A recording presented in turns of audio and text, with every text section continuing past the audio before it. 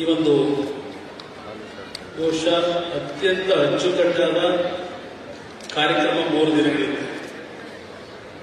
ನಾನು ಈ ಕ್ಷಣ ನಿಮ್ಮ ಮುಂದೆ ನಿಂತಿದ್ರು 3 ದಿನಗಳ ನಿಮ್ಮ ಈ ಒಂದು ಕಾರ್ಯಕ್ರಮದ ಬಗ್ಗೆ ಪ್ರತಿನಿತ್ಯ ನನ್ನ ಕುತೂಹಲ ನಿಮ್ಮ ಪರವಾಗಿ ಇದ್ದಂಥದ್ದು ಅನ್ನೋದನ್ನು ಸ್ಮರಿಸಿಕೊಳ್ಳಿ ಬಯಸ್ತಾ ಇದ್ದೇನೆ. ಮೊದಲನೇ ಈ ಒಂದು ಸಮ್ಮೇಳನದ ದಿವ್ಯ ಸಾನ್ನಿಧ್ಯವನ್ನು ನಿರ್ವಹಿಸಿರ್ತಕ್ಕಂಥ ಪರಮಪೂಜ್ಯ ರಾಘವೇಶ್ವರ ಭಾರತಿ ಸ್ವಾಮೀಜಿಯವರ ಪಾದಾರವಿಂದಗಳಿಗೆ ನನ್ನ ಭಕ್ತಿಪೂರ್ವಕ ನಮನಗಳನ್ನು ಸಲ್ಲಿಸಿ, ಮತ್ತೊಬ್ಬ ಪರಮಪೂಜ್ಯರು ಶ್ರೀ ಶ್ರೀ ಅಭಿನವ ಶಂಕರ ಭಾರತಿ ಸ್ವಾಮೀಜಿಯವರ ಪಾದಾರವಿಂದಗಳಿಗೂ ನನ್ನ ಭಕ್ತಿಪೂರ್ವಕ ನಮನಗಳನ್ನು ಸಲ್ಲಿಸಿ, ಮತ್ತೊಬ್ಬ ಪರಮ ಪೂಜ್ಯರು ವಚನಾನಂದ ಸ್ವಾಮೀಜಿಯವರಿಗೂ ನನ್ನ ಭಕ್ತಿಪೂರ್ವಕ ನಮನಗಳನ್ನು ಸಲ್ಲಿಸ್ತಾ ಈ ಒಂದು ಸಮಾರಂಭದ ಅಧ್ಯಕ್ಷರು ಡಾಕ್ಟರ್ ಗಿರಿಧರ್ ಅವರು, ಈಗಾಗಲೇ ನಮ್ಮ ವಿಶ್ವೇಶ್ವರ ಭಟ್ರು ಅವರು ನಾಳೆ ದಿನದ ಅವರ ಹುಟ್ಟುಹಬ್ಬದ ಬಗ್ಗೆ ಏನು ಹೇಳಿದ್ದಾರೆ ಅವರಿಗೆ ಈ ಒಂದು ವೇದಿಕೆ ಮುಖಾಂತರವೇ ನಾಳೆಗೆ ಅವರಿಗೆ ಇವತ್ತೇ ಅವರ ಹುಟ್ಟುಹಬ್ಬದ ಶುಭಾಶಯಗಳಷ್ಟೇ ಅಲ್ಲ, ಬಹುಶಃ ಅವರ ಹುಟ್ಟುಹಬ್ಬದ ನೆನಪಿಗೆ ಈ 3 ದಿನಗಳ ನಾಯಕತ್ವವನ್ನು ವಹಿಸಿ ನಿಮ್ಮೆಲ್ಲರ ಜೊತೆಗೂಡಿ ಸಮಾಜದ ಎಲ್ಲ ವಿವಿಧ ಪದಾಧಿಕಾರಿಗಳಾಗಿ ಈ ಕಾರ್ಯಕ್ರಮವನ್ನು ತಾವೆಲ್ಲ ಯಶಸ್ವಿಗೊಳಿಸಿದ್ದೀರಿ. ನಿಮ್ಮ ಜೊತೆಗೂಡಿ ನಿಮ್ಮ ಸಮಾಜದ ಬದುಕು, ನಿಮ್ಮ ಸಮಾಜದ ಸಂಸ್ಕೃತಿ ಅತ್ಯಂತ ಗಟ್ಟಿಯಾಗಿ ಬೇರೂರಬೇಕು ಅಂತಕ್ಕಂಥ ನಿಟ್ಟಿನಲ್ಲಿ ಅವರ ನೇತೃತ್ವದಲ್ಲಿ ಕೊಟ್ಟಿರ್ತಕ್ಕಂಥ ಕೊಡುಗೆ, ಬಹುಶಃ ಹುಟ್ಟುಹಬ್ಬದ ಕೊಡುಗೆ ಇರತಕ್ಕಂಥ ನನ್ನ ಹಾಗೂ ಈ ಒಂದು ಸಮ್ಮೇಳನದ ಗೌರವಾಧ್ಯಕ್ಷರು, ನಮ್ಮ ಆತ್ಮೀಯ ಸ್ನೇಹಿತರು, ರಾಜ್ಯದ ವಿಧಾನಸಭೆಯ ಮಾಜಿ ಅಧ್ಯಕ್ಷರಾಗಿ, ಸಭಾಧ್ಯಕ್ಷರಾಗಿ ಅತ್ಯಂತ ಉತ್ತಮವಾಗಿ ಸಭಾಧ್ಯಕ್ಷ ಸ್ಥಾನವನ್ನು ನಿರ್ವಹಣೆ ಮಾಡಿರ್ತಕ್ಕಂಥ ಈಗಿನ ಲೋಕಸಭಾ ಸದಸ್ಯರು ಆಗಿರ್ತಕ್ಕಂಥ ವಿಶ್ವೇಶ್ವರ ಹೆಗಡೆ ಕಾಗೇರಿ ಅವರೇ, ಸಮ್ಮೇಳನದ ಪೂರ್ವ ಗೌರವಾಧ್ಯಕ್ಷರಾಗಿರ್ತಕ್ಕಂಥ ಹೊರನಾಡಿನ ದಿವೇಶ್ವರ ಜೋಶಿ ಅವರಿಗೂ ಸಹ ಈ ಸಂದರ್ಭದಲ್ಲಿ ನೆನಪಿಸಿಕೊಳ್ತಾ, ಹಲವಾರು ಅನೇಕ ಸಮಾಜದ ನಮ್ಮ ಗುರು ಹಿರಿಯರಿದ್ದಾರೆ. ಅನೇಕ ಸಮಾಜದ ಎಲ್ಲ ನನ್ನ ಗೌರವಾನ್ವಿತ ತಂದೆ ತಾಯಿಯರು, ಸಹೋದರ ಸಹೋದರಿಯರು ಈ 3 ದಿನಗಳ ಕಾಲ ಈ ಒಂದು ಕಾರ್ಯಕ್ರಮವನ್ನು ಅತ್ಯಂತ ಯಶಸ್ವಿಯಾಗಿ ನಿರ್ವಹಣೆಯನ್ನು ಮಾಡತಕ್ಕಂಥದ್ರಲ್ಲಿ ನಿಮ್ಮೆಲ್ಲರ ಪಾತ್ರ ಏನಿದೆ. ಬಹುಶಃ ನಾವು ಇಲ್ಲಿ ನಿಮ್ಮ ಕಿರುವಂತಿಗೆಯನ್ನ ನೋಡಬೇಕಾದ್ರೆ ಮನೆ ಮನೆಗಳಲ್ಲಿ ಅವ್ಯಕ್ತರು ಅಂತಕ್ಕಂಥದ್ದನ್ನ ಮೊದಲನೇ ಪುಟದಲ್ಲಿ ಬರೆದಿರ್ತಕ್ಕಂಥದ್ದನ್ನು ಗಮನಿಸ್ತೀನಿ. ಬಹುಶಃ ಅದನ್ನ ನಾನು ಈ ಸಮ್ಮೇಳನವನ್ನು 3 ದಿನಗಳ ನಿಮ್ಮ ಹಲವಾರು ವಿಚಾರಗೋಷ್ಠಿಗಳು, ತಮ್ಮ ಸಮಾಜದಲ್ಲಿರ್ತಕ್ಕಂಥ ಹಲವಾರು ರೀತಿಯ ಸಮಸ್ಯೆಗಳಿಗೆ ಪರಿಹಾರಗಳನ್ನು ಯಾವ ರೀತಿ ನಾವು ಪಡಿಬೇಕು, ಇದೆಲ್ಲದರ ಬಗ್ಗೆ ಸುದೀರ್ಘವಾಗಿ 3 ದಿನಗಳಿಂದ ಏನೋ ಹಲವಾರು ವಿಚಾರಗೋಷ್ಠಿಗಳಾಗಿರ್ತಕ್ಕಂಥದ್ದಷ್ಟೇ ಅಲ್ಲ, ಪರಮ ಪೂಜ್ಯರ ಭಾವನೆಗಳನ್ನು ಸಹ ಮೊದಲನೇ ದಿನದಿಂದ ಏನು ನೀಡಿದ್ದಾರೆ. ಬಹುಶಃ ಅದು ಮನೆ ಮನೆಗಳಲ್ಲಿ ಅನ್ನೋದಕ್ಕಿಂತ ಹೆಚ್ಚಾಗಿ ಎಲ್ಲರ ಮನಗಳಲ್ಲಿ ಉಳಿಯಕರು ಅಂತಕ್ಕಂಥ ಒಂದು ಪದವನ್ನು ನಾನು ಬದಲಾವಣೆ ಮಾಡ್ತೇನೆ. ಮನೆ ಮನೆಗಳಲ್ಲಿ ಉಳಿಯಕರು ಅನ್ನೋದಕ್ಕಿಂತ ಹೆಚ್ಚು ನಮ್ಮ ವಿಶ್ವೇಶ್ವರ ಭಟ್ರು ನಾವು ಬರ್ತಕ್ಕಂಥ ಸಂದರ್ಭದಲ್ಲಿ ಬಹುಶಃ ನಮ್ಮ ಸಮಾಜದ ಬದುಕು, ನಿಮ್ಮ ಸಮಾಜದ ಕೊಡುಗೆ ಸಮಾಜಕ್ಕೆ ಹಾಗೂ ನಿಮ್ಮ ಸಮಾಜದಲ್ಲಿ ಯಾವ ರೀತಿಯ ಈಗಿನ ಒಂದು ಆಧುನಿಕ ಪ್ರಪಂಚದಲ್ಲಿ ದೊಡ್ಡ ಮಟ್ಟದಲ್ಲಿ ಸಮಾಜಕ್ಕೆ ನಿಮ್ಮ ಸಮಾಜದ ಹಲವಾರು ಗಣ್ಯರು ಕೊಟ್ಟಿರ್ತಕ್ಕಂಥ ಕೊಡುಗೆಗಳು ಮತ್ತು ಈ ಸಮಾಜದ ಸಂಸ್ಕೃತಿಯನ್ನ ನಾವು ಯಾವ ರೀತಿ ಉಳಿಸಬೇಕು ಅಂತ ಹೇಳಿ ಅವರ ಭಾವನೆಗಳನ್ನು ಅತ್ಯಂತ ಪರಿಣಾಮಕಾರಿಯಾಗಿ ದೊಡ್ಡ ಮಟ್ಟದಲ್ಲಿ ಮುಂದೆ ಇಟ್ಟಿದ್ದಾರೆ. ನಾನು ಬರೋದಕ್ಕಿಂತ ಮುಂಚೆ ಮತ್ತೊಬ್ಬ ಹಿರಿಯ ಪತ್ರಕರ್ತರು, ನಮ್ಮ ಸಂಪಾದಕರು, ಮೊದಲು ಕನ್ನಡಪ್ರಭದಲ್ಲಿದ್ದರು, ನಂತರ ಸುವರ್ಣ ಚಾನೆಲ್ ನಾನು ಯಶಸ್ವಿಗೆ ಪರಿಣಾಮಕಾರಿ ಕೆಲಸವನ್ನು ನಿರ್ವಹಣೆ ಮಾಡದೇ ಇರತಕ್ಕಂಥ ರವಿ ಹೆಗ್ಡೆ ಅವರು ಸಹ ಈಗಾಗಲೇ ಅವರ ಕೆಲವು ವಿಷಯಗಳನ್ನ ಭಾವನೆಗಳನ್ನು ಇಟ್ಟಿದ್ದಾರೆ ಸಭೆ ಮುಖಾಂತರ. ಅದಷ್ಟೇ ಅಲ್ಲ, ಕಳೆದ 3 ದಿನಗಳಿಂದ ಹಲವಾರು ಬೇರೆ ಬೇರೆ ಸಮಾಜಗಳ ಮುಖಂಡರುಗಳನ್ನ ಈ ಕಾರ್ಯಕ್ರಮಕ್ಕೆ ಆಹ್ವಾನಿಸಿ ಅವರೆಲ್ಲರೂ ಸಹ ಅವರವರದೇ ಆದಂಥ ರೀತಿಯಲ್ಲಿ ತಮ್ಮ ಸಮಾಜದ ಏಳು ಬೀಳುಗಳು, ತಮ್ಮ ಸಮಾಜದ ಕೊಟ್ಟಂತ ಕೊಡುಗೆಗಳು ಈ ಸಮಾಜಕ್ಕೆ ಅದೆಲ್ಲವನ್ನು ಪರಿಣಾಮಕಾರಿಯಾಗಿ ವ್ಯಕ್ತಪಡಿಸಿದ್ದಾರೆ. ವಿಶ್ವೇಶ್ವರ ಭಟ್ಟರು ಹೇಳಿದಂಥ ರೀತಿಯಲ್ಲಿ ಸುಮಾರು 500ಕ್ಕೂ ಹೆಚ್ಚಿನ ಏನು ಒಂದು ಸಮಾಜದಲ್ಲಿ ಕೊಟ್ಟಂತ ಕೊಡುಗೆಯನ್ನು ಗುರುತಿಸಿ ಅವರೆಲ್ಲರನ್ನ ಗೌರವಿಸ್ತಕ್ಕಂಥ ಕೆಲಸವನ್ನ ಇವತ್ತೇ ನಿರ್ವಹಣೆ ಮಾಡಿದ್ದೀರಿ. ಈ ಕಾರ್ಯಕ್ರಮದಲ್ಲಿ 81 ವಿವಿಧ ಹಲವಾರು ರಂಗಗಳಲ್ಲಿ 81 ವರ್ಷದ ನಮ್ಮ ಸವಿ ನೆನಪಿನಲ್ಲಿ ಪ್ರತಿಯೊಂದು ರಂಗದಲ್ಲಿ 81 ಸನ್ಮಾನಕ್ಕೆ ಪುರಸ್ಕೃತರನ್ನಾಗಿ ಮಾಡಿ ಇವತ್ತು ಅವರೆಲ್ಲರಿಗೂ ಗೌರವವನ್ನು ಸಲ್ಲಿಸಿರ್ತಕ್ಕಂಥದ್ದು ಸಹ ಇಲ್ಲಿ ಗಮನಿಸಿದ್ದೇನೆ. ನಿಜಕ್ಕೂ ಒಂದು ಉತ್ತಮವಾದಂತ ಪ್ರೋತ್ಸಾಹವನ್ನು ತಾವೆಲ್ಲ ನೀಡಿದ್ದೀರಿ. ಇದನ್ನು ನಾನು ನಿಮ್ಗೆಲ್ಲರಿಗೂ ಅಭಿನಂದಿಸಬೇಕು. ಕಳೆದ 3 ದಿನಗಳಿಂದ ನಾನು ಗಮನಿಸಿರ್ತಕ್ಕಂಥದ್ದು ಯಾವೊಂದು ಮಲೆನಾಡು ಭಾಗ, ಕರಾವಳಿ ಪ್ರದೇಶ, ಶಿವಮೊಗ್ಗ, ಅಲ್ಲಿಂದ ಕೇರಳದಲ್ಲೂ ಹಲವಾರು ಭಾಗದಲ್ಲಿದ್ದಾರೆ. ಅದೇ ರೀತಿಯಲ್ಲಿ ದಕ್ಷಿಣ ಕನ್ನಡ, ಉಡುಪಿ ಭಾಗದಿಂದ ಈ ಒಂದು ಸಮಾಜ ಅತ್ಯಂತ ಜನಸಂಖ್ಯೆಯಲ್ಲಿ ಕಡಿಮೆ ಇದ್ರು ಬಹುಶಃ ದೊಡ್ಡ ಸಂಖ್ಯೆಯ ಸಮಾಜಗಳು ಈ ಒಂದು ನಾಡಿನಲ್ಲಿ ಇರತಕ್ಕಂಥದ್ದೇನಿದೆ, ಆ ದೊಡ್ಡ ಸಮಾಜಗಳು ಕೊಟ್ಟಂತ ಕೊಡುಗೆಗಿಂತ ಹೆಚ್ಚಿನ ಕೊಡುಗೆಯನ್ನ ಸಮಾಜಕ್ಕೆ ಕೊಟ್ಟಿರ್ತಕ್ಕಂಥ ಸಮಾಜ. ಅದು ಸಾಹಿತ್ಯ ಲೋಕದಲ್ಲಿರ್ಬೋದು, ಸಾಂಸ್ಕೃತಿಕ ಲೋಕದಲ್ಲಿರ್ಬೋದು, ವಿಶೇಷವಾಗಿ ಕೃಷಿ ವಲಯದಲ್ಲಿ. ಬಹುಶಃ ನಿಮ್ಮ ಬದುಕು ಇವತ್ತು ನಾವು ವಿಶ್ವದಲ್ಲಿ ದೊಡ್ಡ ಮಟ್ಟದ ಆಧುನಿಕತೆ ಮತ್ತು ದೊಡ್ಡ ಮಟ್ಟದ ಬೆಳವಣಿಗೆಗಳನ್ನು ಕಾಣ್ತಾ ಇದ್ದೇವೆ. ಆದರೆ ಬಹುಶಃ ಹವ್ಯಕ ಸಮಾಜದಲ್ಲಿ ಕೃಷಿಗೆ ಹೆಚ್ಚಿನ ಒಂದು ಆಸಕ್ತಿ, ಕೃಷಿಯನ್ನೇ ನಂಬಿ ಬದುಕತಕ್ಕಂಥ ಕುಟುಂಬಗಳು ಹೆಚ್ಚಿನ ಸಂಖ್ಯೆಯಲ್ಲಿ ಇವತ್ತು ಇದ್ದಾರೆ. ಅಡಿಕೆ ಬೆಳೆಗಾರರ ಬಗ್ಗೆ ನಮ್ಮ ಯಡಿಯೂರಪ್ಪನವರಿಗೆ ಹೇಳ್ತಾ ಇದ್ದಾರೆ.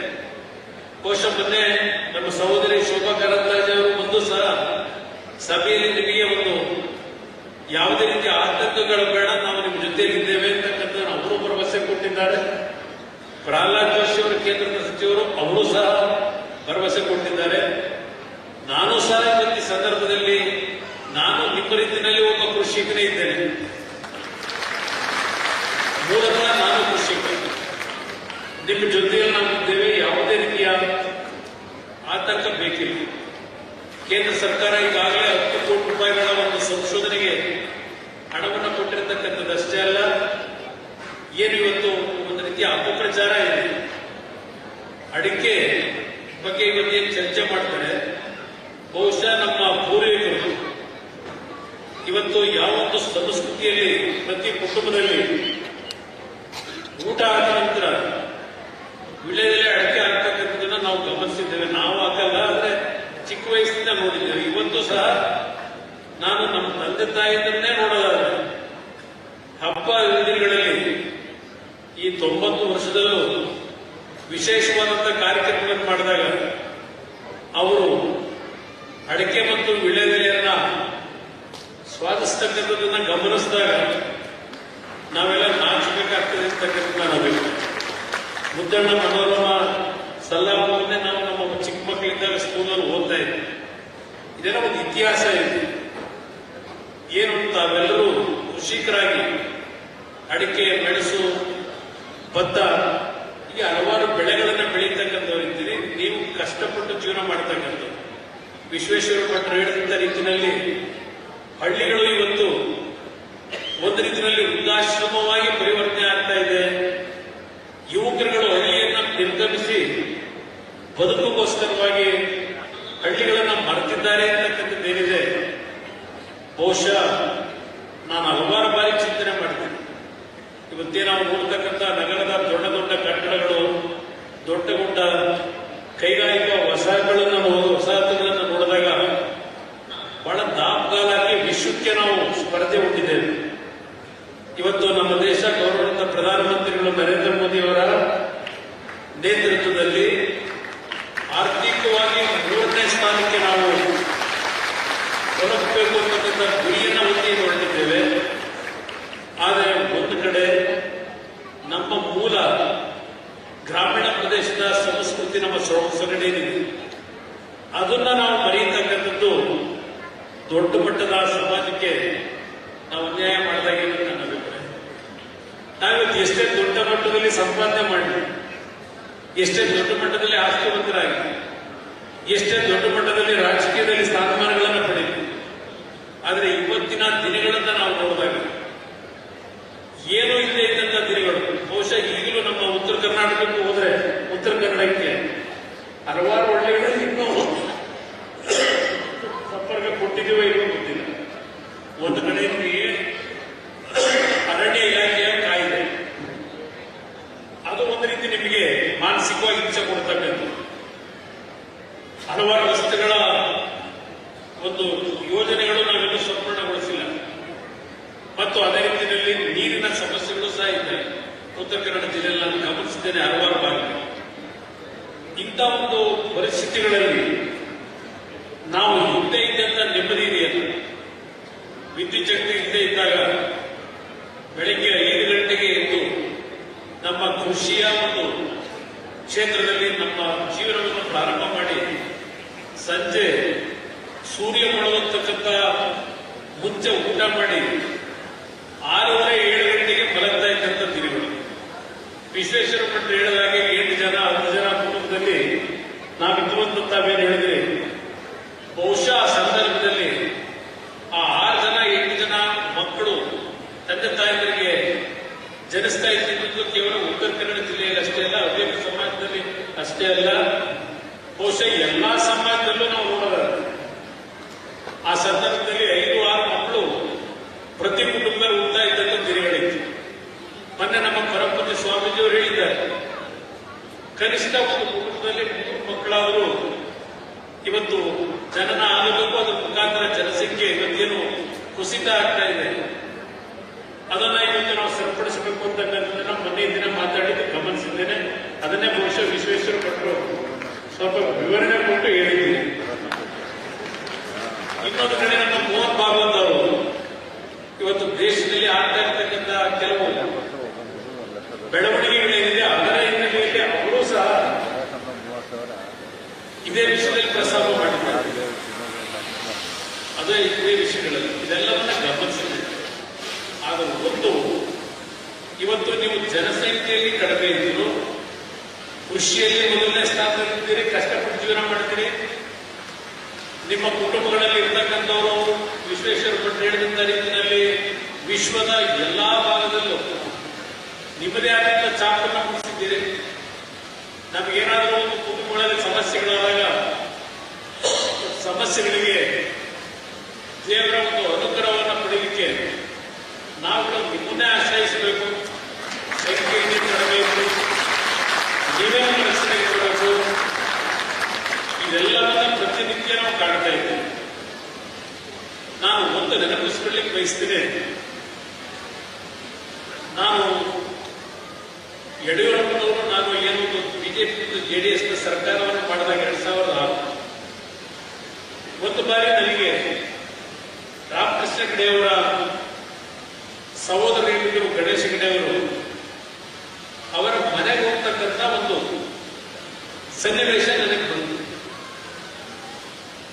ಗಣೇಶ ಹೆಗಡೆಯವರ ಮನೆಗೆ ಹೋದಂತ ದಿನ ಅವರ ಧರ್ಮಪತ್ನಿ ಅಂದ್ರೆ ನನ್ನ ತಾಯಿ ಸಮಾನ ವಯಸ್ಸಲ್ಲೂ ಸಹ ತಾಯಿ ಸಮಾನ ಇದ್ದಾರೆ. ನಾನು ಹೋದಾಗ ಅವರ ಕುಟುಂಬಕ್ಕೆ ಭೇಟಿ ಕೊಟ್ಟಾಗ ಯಾವುದೋ ಹಲವಾರು ವರ್ಷಗಳಿಂದ ಕಾಣೆಯಾದಂತ ಒಬ್ಬ ಮಗ ಮನೆಗೆ ಕೊಟ್ಟಿದ್ದಾನೆ ಅಂತಕ್ಕಂಥ ಒಂದು ಭಾವನೆಯಿಂದ ಆ ತಾಯಿ ನನಗೆ ಕೊಟ್ಟಂತ ಪ್ರೀತಿ ವಾತ್ಸಲ್ಯ ಇದೆಯಲ್ಲ, ಅದು ನಾನು ಬೇರೆ ಸಮಾಜಗಳಲ್ಲಿ ಕಾಣಲಿಕ್ಕೆ ಸಾಧ್ಯ ಇಲ್ಲ. ನಾವು ಅಂತ ಒಂದು ಉದಯ ವೈಶಾಲ್ಯತೆ ಇರ್ತಕ್ಕಂಥ ಒಂದು ಸಮಾಜ, ಲೌಕಿಕ ಸಮಾಜ ಅಂತಕ್ಕಂಥದ್ದು ನಾನು ಇವತ್ತು ಸಹ ಆ ತಾಯಿಯನ್ನ ನೆನಪಿಸ್ಕೊಂಡಾಗ ಇವತ್ತು ನಿಮ್ಮ ಸಮಾಜದ ಬಗ್ಗೆ ನನಗೆ ಗೌರವ ಇದೆ. ಅದರಿಂದ ಇವತ್ತು ನಿಮ್ಮ ಸಮಾಜ 3 ದಿನಗಳಿಂದ ನೀವು ಪ್ರತಿನಿತ್ಯ ಉಪಯೋಗ ಮಾಡತಕ್ಕಂಥ ಪ್ರತಿಯೊಂದು ವಸ್ತುಗಳ ವಿಷಯದಲ್ಲಿ ಹಲವಾರು ರೀತಿಯ ಕಾರ್ಯಕ್ರಮಗಳನ್ನು ಏನ್ ಮಾಡಿದ್ದಾರೆ, ವಿಚಾರಗೋಷ್ಠಿನಲ್ಲಿ ಹಲವಾರು ರೀತಿಯಲ್ಲಿ ಸಮಾಜ ಯಾವ ರೀತಿ ನಾವು ಮುಂದುವರಿಬೇಕು ಅಂತಕ್ಕಂಥ ಇವತ್ತಿನ ಈ ಒಂದು ಆಧುನಿಕ ಯುಗದಲ್ಲಿ ಈ ಸಮಾಜದ ಗೌರವ, ಸ್ವಾಭಿಮಾನ, ಸಂಸ್ಕೃತಿ ಇದೆಲ್ಲವನ್ನು ಉಳಿಸಬೇಕು ಅಂತ ಹೇಳಿ ಹಲವಾರು ಒಂದು ವೈಚಾರಿಕವಾದ ಚರ್ಚೆಗಳನ್ನ ಏನ್ ಮಾಡಿದ್ದೇನೆ. ಇವತ್ತು ಒಂದು ನಾನು ಹೇಳಿದ್ದೇನೆ, ಕರ್ನಾಟಕ ರಾಜ್ಯದ ಪತ್ರಿಕಾ ರಂಗದಲ್ಲಿ ಕೋಶದಲ್ಲಿ ಕೂತಿರ್ತಕ್ಕಂಥ 20 ದಿಗ್ಗಜರ ಕೊಡುಗೆ ಅಪಾರ ಇದೆ ಅಂತ ನನ್ನ ಅಭಿಪ್ರಾಯ. ಅವರುಗಳಿಗೆ ಸಿಕ್ಕಂತ ಅವಕಾಶದಲ್ಲಿ ಬಹುಶಃ ಉತ್ತರ ಕನ್ನಡ ಜಿಲ್ಲೆಯಿಂದ ಅನೇಕ ಸಮಾಜದ ಹಲವಾರು ಸಹೋದರ ಸಹೋದರಿಯರಿಗೆ ಬದುಕ್ತಕ್ಕಂಥದ್ದಕ್ಕೆ ಒಂದು ಶಕ್ತಿಯನ್ನು ತುಂಬಿರ್ತಕ್ಕಂಥ ದೂರ ಅಂತಕ್ಕಂಥದ್ದನ್ನ ಪತ್ರಿಕಾ ರಂಗದಲ್ಲಿ ನಾನು ಈ ಸಂದರ್ಭದಲ್ಲಿ ತೋರಿಸ್ತೇನೆ. ಅದರಿಂದ ಇವತ್ತು ಈ ಕಾರ್ಯಕ್ರಮಕ್ಕೆ ನಮಗೇನು ಬರಬೇಕು ಅಂತ ಹೇಳಿ ನಮ್ಮ ಗಿರಿಧರ್ ಅವರು ಮತ್ತು ವಿಶೇಷವಾಗಿ ನನ್ನ ಸ್ನೇಹಿತರು ಹಿರಿಯರು ನಮ್ಮ ಕಾಗೇರಿಯವರು ನನಗೇನು ಆಹ್ವಾನ ಕೊಟ್ಟು ಕಾರ್ಯಕ್ರಮಕ್ಕೆ ಬರ್ತಕ್ಕಂಥದ್ದಕ್ಕೆ ಒಂದು ಅವಕಾಶ ಕೊಟ್ಟು ತಮ್ಮೆಲ್ಲರ ಮುಂದೆ ಕೆಲವು ಭಾವನೆಗಳನ್ನು ವ್ಯಕ್ತಪಡಿಸಿದ್ದೇವೆ. ಮತ್ತು ನಾನು ಈ ಸಂದರ್ಭದಲ್ಲಿ ಹೇಳ್ತೇನೆ, ತಾವು ಭಾಷೆಯ ಬಗ್ಗೆ ಚರ್ಚೆ ಮಾಡಿದ್ದೇನೆ. ಇವತ್ತು ಹವ್ಯಕ ಸಮಾಜದ ಒಂದು ಭಾಷೆಯನ್ನು ಉಳಿಸ್ತಕ್ಕಂಥ ನಿಟ್ಟಿನಲ್ಲಿ ಸರ್ಕಾರದ ವತಿಯಿಂದ ಅಕಾಡೆಮಿಗಳಾಗಬೇಕು ಅಂತಕ್ಕಂಥದ್ದು ನಿಮ್ಮೆಲ್ಲರ ಅಭಿಪ್ರಾಯಗಳೇನಿದೆ, ಅದೆಲ್ಲದಕ್ಕೂ ನಿಮ್ಮ ಜೊತೆ ನಾವಿದ್ದೇವೆ, ನಿಮ್ಮ ಪರವಾಗಿದ್ದೇವೆ. ನಿಮ್ಮ ಧ್ವನಿಯಾಗಿ ನಿಮ್ಮ ಸಮಾಜದ ಬದುಕಿಗೆ ಎಲ್ಲ ರೀತಿಯ ಒಂದು ಸಹಕಾರವನ್ನು ಕೊಡಲಿಕ್ಕೆ ತಯಾರಾಗಿದ್ದೇವೆ. ನಿಮ್ಮ 3 ದಿನದ ಈ ಒಂದು ಯಶಸ್ವಿ ಸಮ್ಮೇಳನದಿಂದ ನಿಮ್ಮ ಸಮಾಜ ಇನ್ನೂ ದೊಡ್ಡ ಮಟ್ಟದಲ್ಲಿ ಈ ನಾಡಿಗೆ ದೊಡ್ಡ ಒಂದು ಕೊಡುಗೆಯನ್ನು ಕೊಡ್ತಕ್ಕಂಥ ಶಕ್ತಿ ಆ ಭಗವಂತ ನಿಮ್ಮೆಲ್ಲರಿಗೂ ನೀಡಲಿ ಅಂತಕ್ಕಂಥ ದೇವರಿಗೆ ಪ್ರಾರ್ಥನೆ ಸಲ್ಲಿಸಿ ಹೊಸ ವರ್ಷದ ಅಡ್ವಾನ್ಸ್ ಶುಭಾಶಯಗಳನ್ನು ಈ ಸಂದರ್ಭದಲ್ಲಿ ಕೋರಿ ನಿಮ್ಮೆಲ್ಲರಿಗೆ ಹೊಂದಿಸಿದ ಪಾತ್ರ ಮುಗಿಸ್ತೇನೆ. ಜೈ ಜೈ ಕರ್ನಾಟಕ. ಹವ್ಯಕರ ಬಗ್ಗೆ ಅಭಿಮಾನದ ಮಾತುಗಳನ್ನಾಡಿ ಹವ್ಯಕರ ಜೊತೆಗಿರುವ ಭರವಸೆಯನ್ನು ನೀಡಿದಂತಹ ಕೇಂದ್ರ ಸಚಿವರಾದಂತಹ ಎಚ್.ಡಿ. ಕುಮಾರಸ್ವಾಮಿ ಅವರಿಗೆ ಧನ್ಯವಾದಗಳು. ಇದೀಗ ಮಾಜಿ ಸಚಿವರಾದಂತಹ ಸಿ.ಟಿ. ರವಿ ಅವರು ಮಾತನಾಡಲಿಕ್ಕಿದ್ದಾರೆ. ಅದಕ್ಕೂ ಮೊದಲು ತಾವೆಲ್ಲ ಗಮನಿಸಿರಬಹುದು, ಶ್ರೀ ಕಾಂಚಿ ಕಾಮಕೋಟಿ ಪೀಠ ಕಾಂಚೀಪುರಂನ ಜಗದ್ಗುರುಗಳಾದ ಶಂಕರಾಚಾರ್ಯ ಶ್ರೀ ಶ್ರೀ ಶಂಕರ ವಿಜಯೇಂದ್ರ ಸರಸ್ವತಿ ಮಹಾಸ್ವಾಮಿಗಳು ನಮ್ಮ ಇಡೀ ಕಾರ್ಯಕ್ರಮವನ್ನ ಆನ್ಲೈನ್ ನಲ್ಲಿ ವೀಕ್ಷಣೆ ಮಾಡ್ತಾ ಇದ್ದಾರೆ. ಆ ಮೂಲಕ ನಮ್ಮನ್ನ ಆಶೀರ್ವಾದಿಸ್ತಾ ಇದ್ದಾರೆ. ಅವರಿಗೆ ಅಖಿಲ ಹವ್ಯಕ ಮಹಾಸಭಾದ ಪರವಾಗಿ ಹೃತ್ಪೂರ್ವಕ ಧನ್ಯವಾದಗಳನ್ನು ಅರ್ಪಿಸುತ್ತಾ ಇದೀಗ ಮಾಜಿ ಸಚಿವರು ಶಾಸಕರು ಆದ ಸಿ.ಟಿ. ರವಿ ಅವರನ್ನ ಮಾತಿನ ಮಂಟಪಕ್ಕೆ ಆಹ್ವಾನಿಸ್ತಾ ಇದ್ದಾರೆ.